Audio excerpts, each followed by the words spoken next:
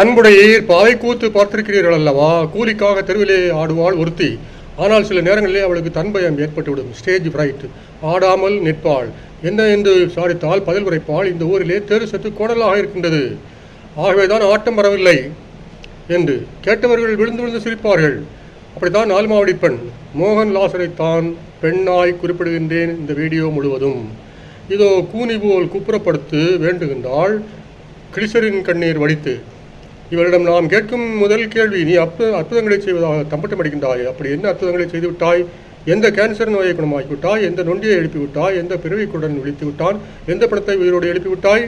மேலும் பிள்ளை வரம் வழங்குவதாக சொல்கின்றாயே, முதலிலே உனக்கே பிள்ளை இல்லையே. இல்லாத பொய்களை எல்லாம் சொல்லி ஏமாற்றி கடைசியிலே பில்லி சூன்யம் என்ற பொய்யிலே இறங்கி இருக்கின்றாய். பில்லி சூன்யம் என்ற ஒன்றே உலகில் கிடையாது. அது உனக்கு தெரியுமா? அது படித்தெடுத்த பொய். இதை நான் கூறவில்லை, பைபிளே கூறுகின்றது. பக்கத்திற்கு பக்கம் ஆதாரம் வேண்டுமா?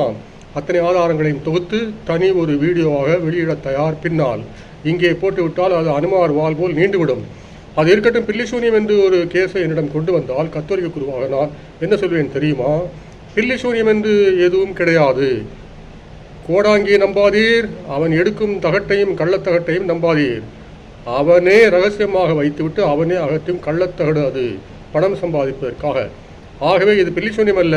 ஏதும் மனக்கோளாறு எனில் அடிப்படையை கண்டுபிடித்து தீர்த்து விடலாம். மற்றபடி கள்ளக்கோடாங்கியை நம்பி பணத்தை இழக்காதீர். இன்றைய திருப்பலி வாசகத்திலே அப்படித்தான் அனனியா என்ற கள்ளக்கோடாங்கி வருகின்றான், வாங்கி கட்டுகின்றான். எரேமியா 28:15 முதல் 17 வரை அந்த வரிசையில் வந்தான் நால்மாவடி கள்ளக்கோடாங்கி. நம்பாதீர்.